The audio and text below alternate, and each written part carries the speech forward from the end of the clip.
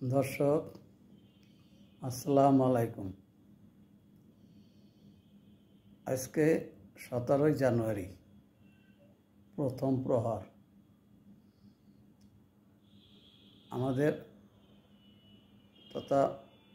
আমাদের বাংলাদেশ তথা পুরো বিশ্বে এই 15 তারিখ থেকে আগামী 20 তারিখ পর্যন্ত খুবই ঘটনাবহুল দিন।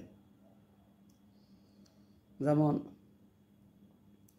আমাদের ছাত্র সমন্বয়করা একটি রাজনৈতিক দল গঠন করছেন, তার নাম জাতীয় নাগরিক অধিকার, এবং এই ব্যানারে তারা একটি গণতান্ত্রিক রাজনৈতিক দল গঠন করার অভিপ্রায় ব্যক্ত করেছেন। এবং গত 31 তারিখে তাদের একটা ঘোষণা ছিল যে মুজিববাদী সংবিধান কবর দেবেন এবং তারা বাংলাদেশে নতুন এক সংবিধান তৈরি করবেন। আরও অনেক কিছু কথাবার্তা বলছেন, সেগুলা উল্লেখ নাই করলাম। কিন্তু আমি আবারও বলছি, বাংলাদেশের এই পরিবর্তনে ছাত্র সমন্বয়কদের একক কোনো কৃতিত্ব নাই। এটা আওয়ামী লীগ সরকারের পতনের রাস্তা আওয়ামী লীগ নিজেরাই তৈরি করছেন, এটা অনেকবার বলছি। সেই সাথে আওয়ামী লীগ সরকারের পতনের জন্য যেমন মার্কিন রাষ্ট্রদূত পিটার হাসের যে বাড়াবাড়ি ছিল, সেই নির্বাচনের আগে থেকে সেটা একেবারে দৃষ্টিকটু ছিল। তারপরে আমেরিকান সেই আজার আজায়া, তারপরে ডোনাল্ড লু, তাদের আগমন তো সবাই দেখেছে। এমনকি এই নির্বাচনের পরেও একবার আসছিলেন বাংলাদেশে, তখন আমাদের পররাষ্ট্রমন্ত্রী হাসান মাহমুদের সাথে খুব ঘনিষ্ঠ আলাপ আলোচনা করে গেছেন।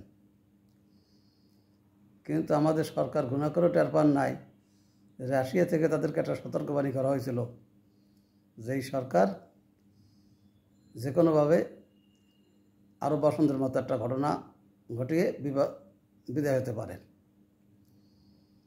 কিন্তু এখন সেটা আওয়ামী লীগ হয়তো গুরুত্ব দেয় নাই। তারা বিভিন্নভাবে তাদের আন্দোলন জিয়ে রাখছেন, নতুন আন্দোলনের পথ তৈরি করছেন। এরকম বিভিন্ন বিষয় নিয়ে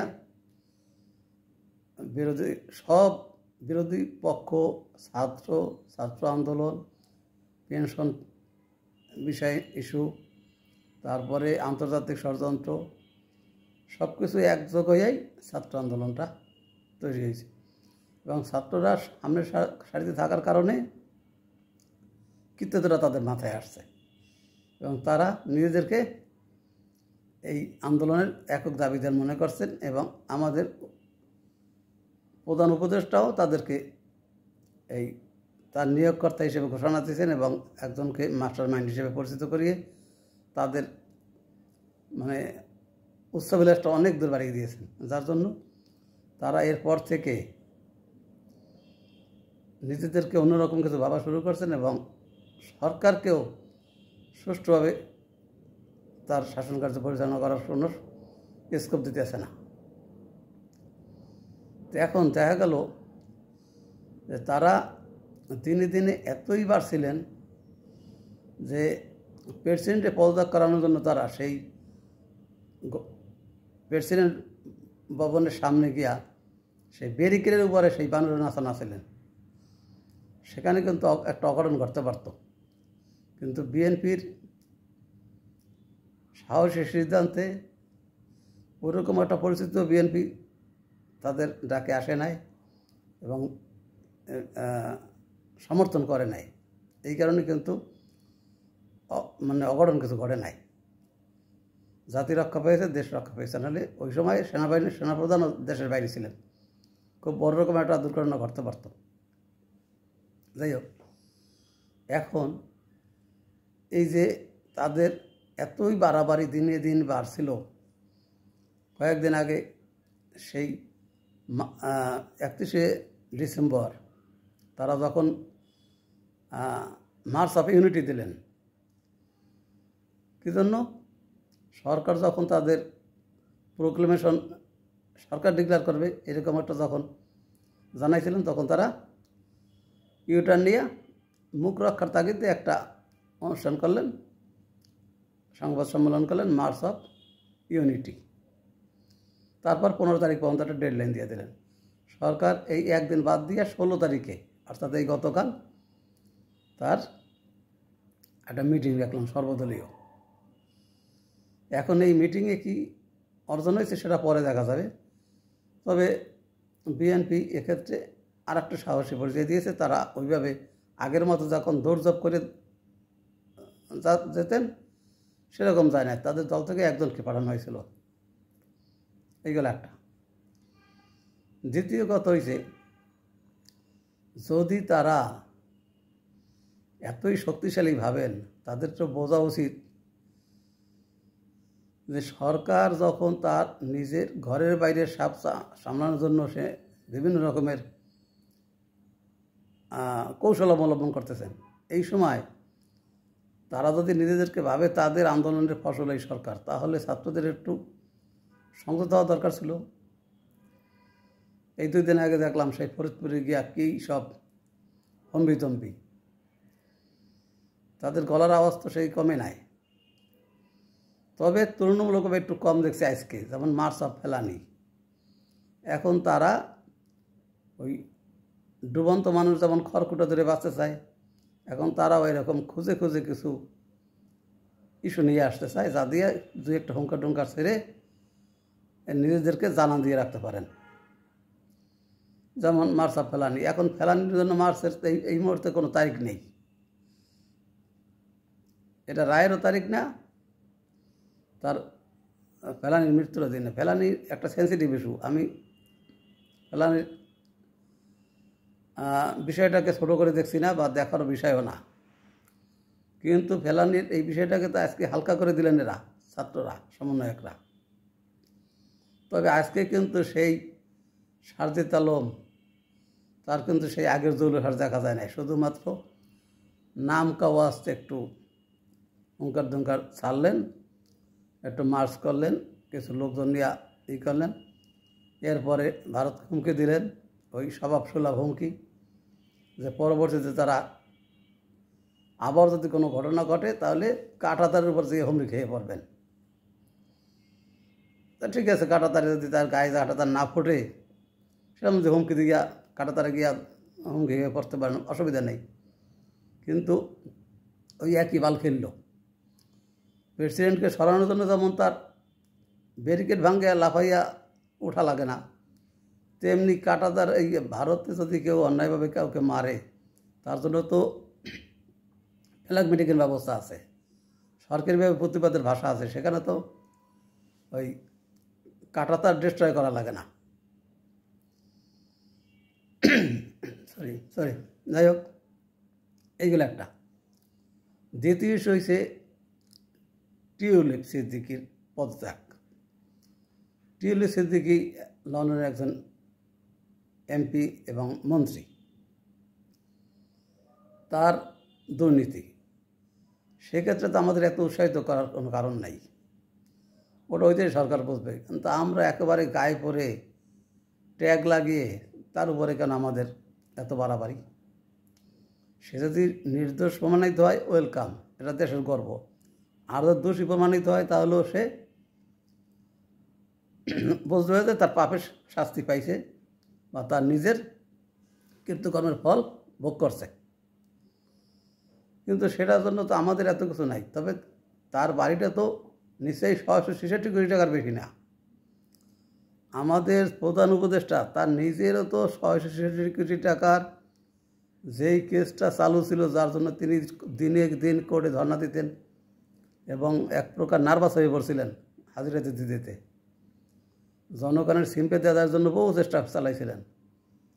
সেই ব্যক্তি এক জাদু বলে ক্ষমতা নিয়ে তার কেস মাটি, তার গ্রামীণ ব্যাংকের আরও কয়েক বছরের বিভিন্ন রকমের সরকারি কর মৌকুফ। সেই রকম একজন শাসকের পক্ষ থেকে এই টিউলিপ সিদ্দিকির বিচার নিয়ে এত মাতামাতি, তার পদত্যাগ নিয়ে আবার বলছিলেন যে শুধু মন্ত্রিত্বের আড়ালেই চলবে না, তার সংসদ সদস্যপদ যাতে বাদ যায় সেটাও যাতে হয়। তো সেটা তো আমরা তো ওই যুক্তরাজ্যের বিচার ব্যবস্থা তো আমাদের চাপে হবে না। তাহলে ওই রকম যদি হয়, তো আমাদের যে সমন্বয়কদের ভিতরে অনেকেই আওয়ামী লীগে ছাত্রলীগে ছিল, ওই সময় ছাত্রলীগে যত অপকৃতি হয়েছে তার তো ভাগিদার তারাও। তাহলে এখন তারা দল ত্যাগ করে আসছেন, সেই জন্য তারা সমন্বয়ক হয়ে গেলেন, তাদের ওই সময়ের কৃতকর্মের কোনো ভাগ তাদের গায়ে নাই, কোনো কালিমা তাদের গায়ে নাই। এটা কেন আমরা ভাবতে যাব? আইন সবার জন্য সমান। আবার দেখা গেল আমেরিকা সরকার আমাদের এই সরকারের ফেভারে অনেক কাজ করছেন, হয়তো তার আর হায়াত 2 দিন আছে। এখন তিনি এখনও হুমকি দেয় যে পরবর্তী সরকার সে আসবে, অর্থাৎ তার ভালো সরকার এই 2 দিন পর বিদায় নেবে, কিন্তু দুষ্ট প্রকৃতির সরকার সামনে আসবে। এখন আমরা যদি ওই রকম বলি যে একজন উনি কদ্দূর ভালো কাজ করছেন সেটা উনি জানে, একদিকে অস্ত্র দিতেছেন আর একদিকে তাদেরকে যুদ্ধবিরতির প্রস্তাব দেন, একদিকে অস্ত্র দেন আবার যুদ্ধ। এটা তো হামাসে এই ফিলিস্তিন ইসরায়েলের যুদ্ধে নির্লজ্জভাবে উনি এই 1 বছরের উপরে এই কাজটা করছেন। কোটি কোটি ডলারের অস্ত্র দিচ্ছেন, আবার যুদ্ধবিরতির জন্য চেষ্টা করতেছেন। তদ্রুপ ইউক্রেনকেও তাই, একদিকে অস্ত্র দিচ্ছেন আর একদিকে আবার যুদ্ধ থামানোর চেষ্টা করছেন, এবং সেটা ওনার মেয়াদের শেষ দিন পর্যন্ত এসে ঠেকলো। এখন উনি যুদ্ধবিরতি করানোর জন্য চেষ্টা আছেন, এবং সেটা মন্দের ভালো হয়তো যদি হয়। আজকেও তো 73 জন মেরে ফেলছেন, যেখানে যুদ্ধবিরতির মতো আলোচনা চলছে, সম্ভাবনা শতভাগ, সেক্ষেত্রেও 73 জনকে মানুষ আজকে মারতে হলো। তার মানে কি, যারা একদিন পরে যদি যুদ্ধবিরতি কার্যকরী হয়, আজকে যারা মারা যাবেন ওই ফ্যামিলিগুলোর কষ্ট তো বহুল অংশে বাড়বে। অন্যান্য দিনের যারা আত্মীয়স্বজন হারাইছে তাদের থেকে এই দুঃখটা বেশি আসবে, যে 1 দিন বা 2 দিন আগেও তারা স্বজন হারালেন। তাহলে এই উনি নিজেকে, এই বাইডেন সরকার নিজেকে কেমন করে এত ভালো সরকার মনে করেন? উনি আগামী সরকার খুব খারাপ সরকার আসতেছে এরকম থ্রেট দিতে আসেন আজকে বিদায়ী ভাষণে। ওই চায়ের দোকানের এক রমজান আলী বলছিল যে হোয়াইট হাউসে একটা বানর ছিল, ওই বানরটা 2 দিন পর মনে হয় হবে, কার কথা বলছে নাম উল্লেখ করে নাই, যে একটা বানর ছিল, সেই বানরটা 2 দিন পর যাবে, ওখানে যদি এখন থেকে মানুষের বসবাস হয়। ঠিক এরকম ছিল বেশ কয়েক বছর আগে সেই আর এক নাম করা বুশ। কি আশ্চর্য, দুজনের চেহারা কিন্তু কাছাকাছি রকমের, সেই কুতকুতে চোখ, মিনমিনে ভাব, অথচ তারা যুদ্ধবাজ। কোটি কোটি মানুষের রক্ত তাদের হাতে। তারপরে এখন দেখা গেল যে রিপাবলিক নাই, ডেমোক্র্যাট নাই, যুদ্ধবাজ যেই হোক, সে যে দলেরই হোক, যুদ্ধবাজ। এখন আরও কতগুলো বিষয় আসছে। এই যে হামাসের কথা বলি, হামাসেরা যে এত লোক মারা গেল, তারা মৃত্যুটা তো একটু কমাতে পারত যদি তারা নিজের একটু সচেতন থাকতেন। তারা জানেন না নিজেদের শক্তি সম্পর্কে, এটা ভাবার কোনো কারণ নাই। তাহলে কেন তারা ওই রকম একটা অবস্থায় সেই ইসরায়েলে হামলা করতে গেলেন? যদি আমি প্রতিরোধ করতে না পারি, তাহলে আমি কেন এরকম একটা কাঁচা কাজ করব? এক রাত্রের বাসাগিরি 1000 লোককে মারলাম, 200 লোককে বন্দি করলাম, তারপরে তাদের পুরা জাতি প্রায় ধ্বংসের পথে গেল। 46,000-46,000 উপরে মানুষ মারা গেল, তার ভিতরে নারী শিশু বেশি মারা গেছে, নারী এবং শিশু। গর্ভবতী মহিলাদের তো কোনো কথাই নেই, তারা না পারছে দৌড়ে আত্মরক্ষা করতে, না পারছে তাদের কোলের ছোট সন্তানদের নিয়ে নিরাপদ দূরত্বে সরতে। পুরুষরা হয়তো কেউ কেউ জরুরি অবস্থায় আত্মগোপন করছেন, কিন্তু ওই গর্ভবতী মহিলা তারা তাদের সন্তানের নিয়ে তাড়াহুড়া করে কোথাও যেতে পারে নাই, তারা ব্যাঘরে প্রাণ হারিয়েছেন। এটা হামাসের একটা অপরিণামদর্শী কাজ। কী কারণে এইভাবে ওই দিন ওই আক্রমণটা চালিয়েছিলেন সেটা তাদের ব্যাপার, হয়তো ইতিহাস এটা একদিন বিচার করবে। কিন্তু আমি আত্মরক্ষা করার অধিকার আমার নাই, প্রতিরোধ করার ক্ষমতা নাই। আমার প্রতিপক্ষের অস্ত্রের ক্ষমতা কতদূর, তাদের ব্যাকে ক্ষমতা কতদূর, এগুলো যদি পরিমাপ করতে না পারি, তাহলে তাদের ছিল আজকে লেবাননের প্রথম সারির সব নেতাগুলো মারা গেল। হুতিরা তাদের সাহায্যের জন্য অনেক চেষ্টা করছেন, তাদের অনেক লোক মারা গেল। হামাসের আর একটু বিচক্ষণতার পরিচয় দেওয়া উচিত ছিল। তবে সামনের দিকে এই বছরটা যাতে ভালো হয়, আমাদের সমন্বয়ক ছাত্রদের বলছি, আপনাদের এখন মার্কেট কিন্তু ক্লোজ হয়ে আসতেছে। আমি এর আগে একবার বলছিলাম যে যেটুকু শক্তি সামর্থ্য আছে বা মানুষের জনসমর্থন আছে সেটুকু রক্ষা করুন, নয়তো আপনারা যে ফাঁপা বেলুন হাওয়া বেরোনোর পথে আছেন, এই বাকি হাওয়া ঢুকালে আপনাদের পিছনে আর কেউ থাকবে না, ডাইনে বাই পিছনে সামনে কাউকে আর পাবেন না। তখন দেখবেন আপনার কানের কাছে আপনার আজরাইল এসে গেছে। কারণ যাদেরকে আপনারা ধাওয়াইছেন তারা তো মাটিতে মিশে যায় নাই। এই যে রাস্তায় রাস্তায় লাশ পাওয়া যায়, বিভিন্ন নদীতে খালে ডোবায় লাশ পাওয়া যায়, এই প্রকাশ্যে অপ্রকাশ্যে মারা হয়, জেল জুলুম হয়, সবাই তো আওয়ামী লীগের খারাপ ছিল না, তাদের ভিতরে তো ভালো লোক ছিল। আওয়ামী গন্ধ পাইলেই সবাইকে এভাবে করতেছেন, এটা তো হবে না, নিশ্চিহ্ন করা যাবে না। হামাসকে নিশ্চিহ্ন করতে পারছে ইসরায়েল? আজকে আলোচনায় যুদ্ধবিরতিতে আসতে হয়েছে। তাহলে আওয়ামী লীগ নিশ্চিহ্ন করা যাবে না। তা সেক্ষেত্রে যদি নিজেদেরকে বাঁচাতে চান, নিজেদের ফ্যামিলিদেরকে সেফ চান, সরকারকে একটু ভালোভাবে চালাতে দিতে চান, তাহলে এই হইহল্লার বাদ দেন এবং নিজেদের সমর্থনটুকু হাতে রাখুন যতটুকু আছে। নয়তো এই আন্দোলন, এই ঘোষণাপত্রের মতো দেখবেন যে কেউ নাই, এমন একদিন আসবে কেউ নাই। ওই দিন থেকে এখন যারা আপনাদেরকে রাস্তায় প্রোটোকল দেয়, তাদের হাতে লাঠিটাই আগে মাথায় উঠবে।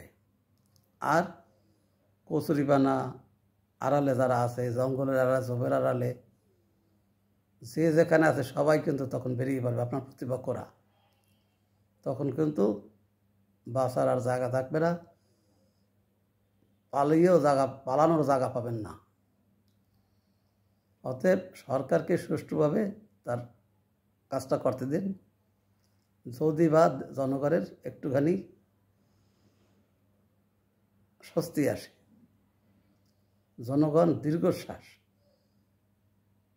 দীর্ঘশ্বাস করছে প্রতিদিন। বাজার ব্যবস্থা, নিরাপত্তা, ব্যবসা বাণিজ্য, চাকরি ক্ষেত্র, আয় বর্জন, প্রত্যেকটা বিষয় নিয়ে। অতএব এই দিকে একটু নজর দেন, শুধু নিজেদের আখের কথা নিয়ে চিন্তা করেন না, কারণ সময় খুব বেশি নাই। এই যে আগামী বছরের শেষে নির্বাচন দেবে বলছেন, সরকার যদি ওই পর্যন্ত না থাকতে পারে, সরকার প্রধান হয়তো যে কোনোভাবে তার সেভ একজন নিয়ে চলে যাবেন, আপনারা কোথায় যাবেন? অতএব সাবধান। আসসালামু আলাইকুম।